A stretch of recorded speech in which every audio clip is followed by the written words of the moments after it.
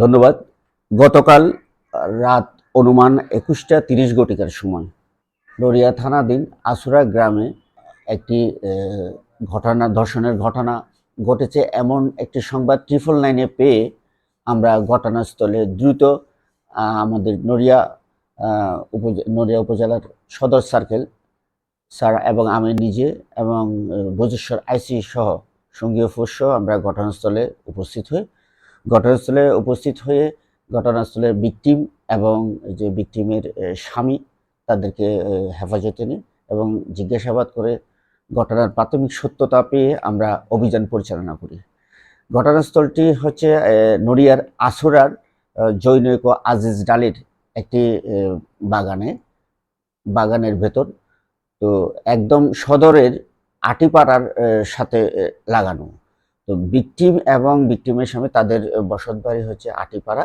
সেখান থেকে প্রাথমিকভাবে জানা গেছে যেটা ভিকটিম এবং ভিকটিমের স্বামীকে তারা যারা আসামি প্রথমে ভিকটিমের স্বামীকে ডেকে নিয়ে আসে আসোরার একটি বাগানে। পরবর্তীতে ভিকটিমের স্বামীকে আটক করার পরে মারধর করার পরে ভিকটিমের স্ত্রীকে আসার জন্য তাগাদা দেয় এবং একটি অটো গাড়ি যোগে দুজন ব্যক্তি গিয়ে ভিকটিমের স্ত্রীকে ঘটনাস্থলে নিয়ে আসে।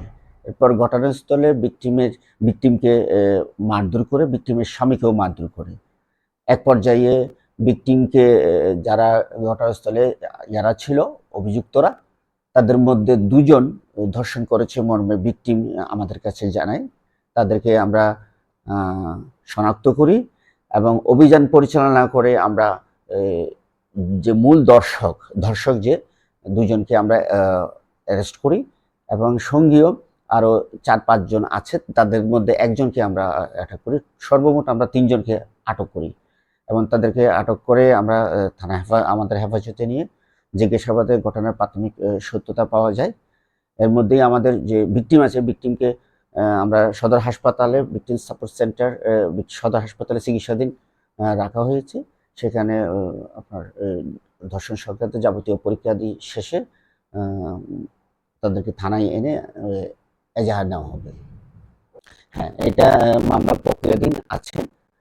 তবে ঘটনার অন্তরালে আমরা যেটা প্রাথমিকভাবে জানা গেছে, তাদের মধ্যে পরকীয়ার স্বামীর সাথে যে ধর্ষক তার একটা পরকীয়া একটা সম্পর্ক থাকতে পারে, প্রাথমিকভাবে জানা যায়। বিষয়টা আমরা খতিয়ে দেখছি।